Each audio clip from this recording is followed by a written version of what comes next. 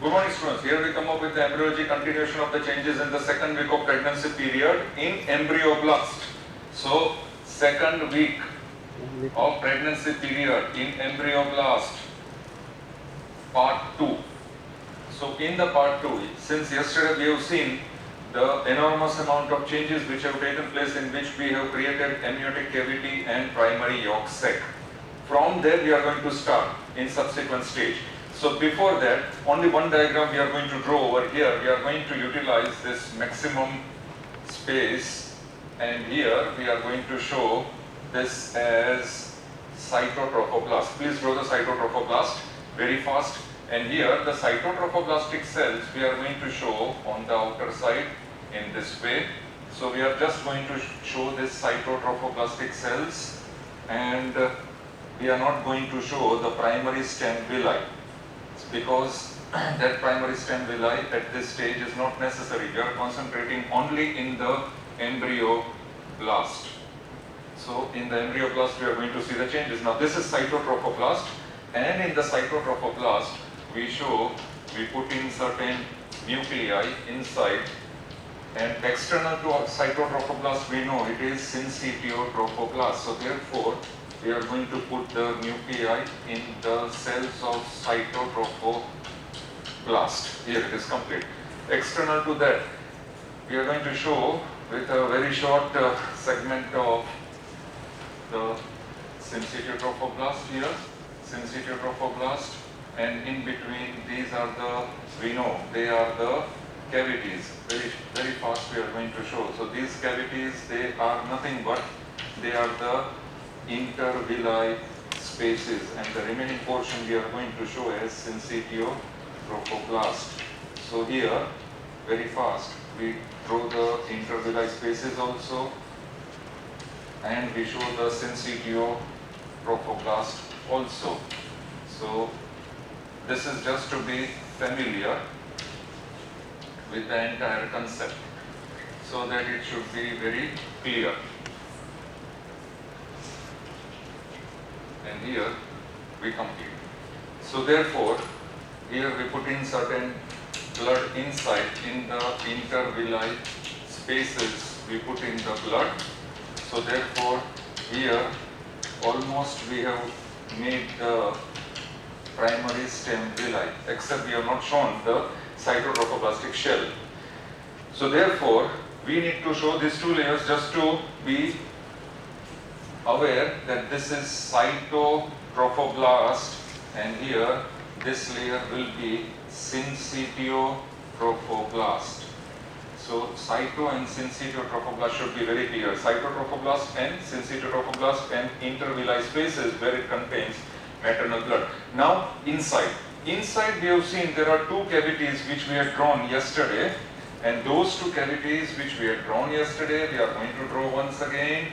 Over here, this will be the amniotic cavity. So this cavity will be the amniotic cavity, and they are lined by tall columnar cells. This is the primary ectoderm or epiblast cells which we have seen, and here putting some nuclei inside columnar cells of epiblast, and below that we are going to draw just beneath. This will be the flat cells or cubical cells. So either they are flat or cubical cell lining, and we are going to draw here. This is the primary yolk sac, and these cells which I am putting the nuclei, they are the primary endoderm or hypoblast. We have seen this. Now here I am going to mention this as amniotic cavity, and this was known as primary yolk sac. Primary yolk sac. Up till here we have developed in the last lecture. So therefore, now this is bilaminar jump disc. Now after that last lecture, in continuation with the changes in embryoblast, this is part 2 of the changes in embryoblast. What will happen will be, we are interested in the space which is present here. So therefore, now very interesting here and very simple. The first change that is going to happen will be, there will be delamination of the cells of cytotrophoblast. The entire cytotrophoblast cells, white color, there will be delamination of the cells of cytotrophoblast. and there will be, from that delamination of the cells of cytotrophoblast, there will be development of extraembryonic mesoderm. And this extraembryonic mesoderm, from delamination of the cytotrophoblastic cells, will be found in between the outer trophoblast and the inner two vesicles. Which two vesicles? Amniotic cavity and yolk sac. So therefore, we are going to draw the entire extraembryonic mesoderm in the space between outer trophoblast. Outer trophoblast is syncytio and cytotrophoblast, and inner amniotic cavity and yolk sac. So therefore, we are going to cover this entire space, green color I am using, with the extraembryonic mesoderm. So this is the extraembryonic mesoderm, and with the help of a huge chalk, we are going to draw. This is our extraembryonic mesoderm, which I am drawing. So therefore, please complete this drawing as extraembryonic mesoderm. And where this layer is derived from, please note down. The layer of extraembryonic mesoderm is derived from the delamination of the cells of cytotrophoblast. So this entire layer which we have drawn is extraembryonic mesoderm. So therefore here, now here I am going to mark this as extraembryonic mesoderm here.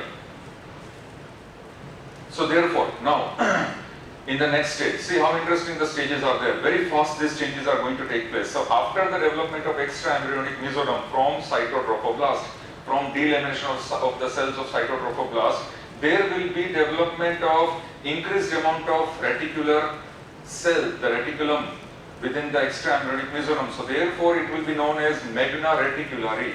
Now this layer will be known as, I am going to write here, magna reticuli, because of extensive network of reticular fibers here. It will form a network, and it is called magna reticuli. Now after the magna reticuli, what will happen? There will be development of small cavities inside. So therefore, in the development of small cavities here, these are the small cavities which will develop. So these are the small spaces which I am creating. Small cavities are developing within the extraembryonic mesoderm. And after the development of the small spaces, cavities in extraembryonic mesoderm, there will be fusion of these cavities. All these cavities will fuse with each other. And as they fuse with each other, what will happen will be, there will be creation of a huge space which is called extraembryonic coelom. So therefore now, we are going to fuse these cavities. As these cavities will fuse with each other, see here, I am rubbing with the duster, as these cavities will fuse with each other, what will happen will be, there will be a cavity which is created, but that cavity will develop into the two layers of extraembryonic mesoderm. There will be two layers which are left. This is one layer, and here this will be another layer which I am drawing, and this is very interesting. And here these two layers, as you can see now, here I will draw this cavity. This is extraembryonic coelom. See the margin of the cavity which I am highlighting. Please try and see this. And here it is reflecting. This is the margin of extraembryonic coelom. So this is the margin which I am drawing, and now you can see the cavity which is developed is almost horseshoe shaped. So therefore, this here, we will name this cavity as extraembryonic coelom. This is the cavity. And as extraembryonic coelom has been developed, the entire extraembryonic mesoderm is split into two parts. The entire extraembryonic mesoderm is split into two parts. Outer part, which is lining the cytotrophoblast as well as the amnion. Outer part, which is lining the cytotrophoblast as well as the amnion. So this entire layer till the amnion and the entire cytotrophoblast, this outer layer will be known as somatopleuric. Please here mark it as somatopleuric layer. So what is somatopluric layer? It is a portion of extraembryonic mesoderm which is lining the cytotrophoblast and the amnion. And the second layer, see how interesting it is here. I am going to mark this layer as splanchnopluric layer. Splanchnopluric layer is the layer which is lining the primary yolk sac, this much. So the layer of extraembryonic mesoderm which will line the primary yolk sac is known as splanchnopluric layer. Very simple. So therefore now at this stage the extraembryonic mesoderm has been split into two layers by creation of a huge cavity which is called extraembryonic coelom. So this cavity is extraembryonic coelom which will split the extraembryonic mesoderm into two parts. The outer part till amnion is somatopluric layer and the inner part which is lining the primary yolk sac will be known as splanchnopluric layer, and both the layers here they have not split. The extraembryonic coelom, the cavity, will not extend here at the caudal end. This is the caudal end of the bilaminar germ disc. So at the caudal end of bilaminar germ disc, the cavity will not extend. And here still the extraembryonic mesoderm is left as it is. So therefore, the caudal end of bilaminar germ disc where the extraembryonic mesoderm is left here, this will be now known as connecting stalk. So establishment of connecting stalk. Is it visible here? Connecting stalk. So therefore, this is the connecting stalk. That means the unsplit portion of the extraembryonic mesoderm and the presence of extraembryonic mesoderm in the caudal end of the germ disc, that is called connecting stalk. And in future this connecting stalk, it will develop into umbilical cord. So here I am going to mention this as umbilical cord in the brackets. So in future this connecting stalk will develop into umbilical cord. Very simple. So we started with extraembryonic mesoderm, then magna reticuli, then appearance of cavities, then fusion of all these cavities, and as these cavities fuse, it will form a huge extraembryonic coelom, and as a result of the creation of extraembryonic coelom, splitting of the extraembryonic mesoderm into two parts, outer, inner. Outer is somatopluric layer, inner which will line the primary yolk sac is called splanchnopluric layer. And at the caudal end, there will be the unsplit portion, that is extraembryonic mesoderm, which will remain as connecting stalk, caudal end of the germ disc. Now, there will be development of one important terminology here. And what is the terminology which will be carried on forward throughout the stages of the embryology? And that is, if I put here, if I draw this circle, a ring, and if I name this ring, I will name this ring as chorion. Here I am going to mark.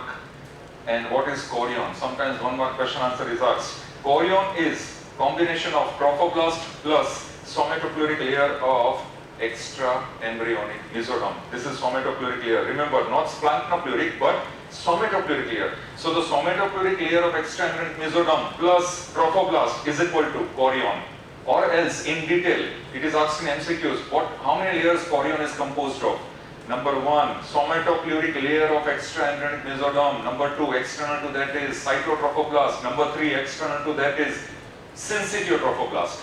So from inside to outside, chorion consists of the combination of the three layers: somatopluric layer of extraembryonic mesoderm, cytotrophoblast, and syncytiotrophoblast. From now onwards, whatever villi will develop, whatever villi develops here on the external surface of trophoblast will be known as chorionic villi. So this is an introduction of an important terminology. This is the development of chorion at this stage. Now, since we have reached this stage of chorion, now what will happen will be the primary yolk sac will reduce in size. Remember, it will reduce in size because of pinching off, it will be pinched off the abembryonic pole. And why it will be pinched off? Because of the creation of extraembryonic coelom. Because of the creation of extraembryonic coelom, here more space is there. So this much only is extraembryonic coelom. And because of the pinching off, and because of the mesodermal strands, there were mesodermal strands which were present at the abembryonic pole, which were connecting primary yolk sac with the abembryonic pole. And because of that, mesodermal strands, they have retracted. And therefore this is literally primary yolk sac, the cavity is pinched off of the embryonic pole, and therefore, and also there is creation of this cavity, extra embryonic coelom, and therefore because of this entire process there is reduction in size of primary yolk sac, reduced in size. Mark this, it is reduced in size, and because of that now one important change will take place. And what is that important change? The important change that will take place will be, there will be a layer of endodermal cells, a layer of endodermal cells which I am going to draw. Which color I'll use? I'll use yellow color. A layer of endodermal cells from primary endoderm will be lining just inside the user's membrane. So this is a new layer from the primary endoderm and which will line the inside of the user's membrane. And we know that user's membrane, in the last lecture we have seen the development of user's membrane, isn't it? That will form the wall of the primary yolk sac. So this yellow colored membrane is a new membrane which is lining the inside of user's membrane, and it is probably derived from, primary endoderm or hypoblast. And because of this new layer, new membrane that is developed, which will line the inside of the user's membrane, because of this new layer which has been developed from hypoblast, from primary endoderm, which is lining the inside of user's membrane, this cavity will now change its name. The name of this cavity will be changed and it will be known as either secondary yolk sac or simply yolk sac. So therefore this is how the secondary yolk sac or the yolk sac will develop because of two changes. The first change will be reduction in the size. The primary yolk sac will reduce in size because of its detachment from the embryonic pole, and second will be, there will be a new layer of membrane which will be an offshoot from the primary endoderm layer and which will line the inside of user's membrane. So because of these two changes, now this cavity is known as yolk sac. Either it is called secondary yolk sac or yolk sac. And now the last point in yolk sac will be the area of yolk sac where extra embryonic mesoderm is there, where my finger is there. This is the layer of extra embryonic mesoderm which is surrounding the yolk sac. This area is an important site in hematopoiesis. So it is an important site in the blood production. So very important site during this stage in the second week where the blood formation will take place. This is an important site. So that is why it is called, the blood formation will take place from the yolk sac, wall of the yolk sac. Which portion of the wall of the yolk sac? Where the mesoderm is lining the wall of the yolk sac. And the establishment of the yolk sac, once again, another important point, is exactly on the 13th day. Remember, 13th day, completion of the second week, the entire yolk sac is developed. That is, secondary yolk sac will be developed, the entire yolk sac will be developed on 13th day after fertilization. So if I write down 13th day, this is the time when this entire yolk sac will be developed, coming up. So therefore, now the proper paragraph, very interesting and very important paragraph which we need to note at this stage. Therefore, at the end of second week, we are having the complete blastocyst cavity, which is now known as chorionic cavity. So, the complete blastocyst cavity, here I am going to write, which is known as chorionic cavity. The complete blastocyst cavity, which is called chorionic cavity, which will have two vesicles, amniotic cavity and yolk sac, which are suspended from or which are connected from the trophoblast or chorion by connecting stalk, by this connecting stalk, and which will have a presence of extra embryonic coelom external to amniotic cavity and yolk sac. This is a very important paragraph which we should mention and write down. So at the end, once again I am going to repeat, at the end of second week, we are having the blastocyst cavity, which is now known as chorionic cavity, in which this chorionic cavity will have amniotic cavity and yolk sac as vesicles, which are suspended from the cyto, that is the chorion. This region is called chorion, cytotrophoblast and the extra embryonic mesoderm and trophoblast and the syncytial trophoblast. So the two vesicles which are suspended from the trophoblast or the chorion How they are suspended? By the help of extraembryonic mesoderm. And in addition to that, we are having a huge extraembryonic coelom, which is present below the trophoblast but external to amniotic cavity in yolk sac. So therefore, this entire is known as chorionic cavity. The entire blastocyst cavity is called chorionic cavity. And in the chorionic cavity, these are the components. That is extraembryonic coelom, amniotic cavity, yolk sac, bilaminar germ disc, and connecting stalk. These are the components of the entire chorionic cavity at the end of second week. Now at the end of second week of pregnancy period, we are having this bilaminar germ disc, and there will be the last change that will take place at the end of second week. And what is that last change now? In sequence we have gone. We have represented this entire changes in second week in a very simpler aspect, in a very simple manner, very easy to understand. And now the last change will be where my finger is there, at the cephalic end of the primary endoderm. Here the cubical cells or flat cells will change, and these cells, the flat cells here at the cephalic end, they will change its shape and they become columnar. They become columnar cells, and these columnar cells, they will be attached to the ectoderm overlying it. So these columnar cells, as they have developed, are known as precaudal plate. So therefore, please mention this structure here as, I am going to show it over here, precaudal plate. This is known as PRE, precaudal plate. And what is precaudal plate?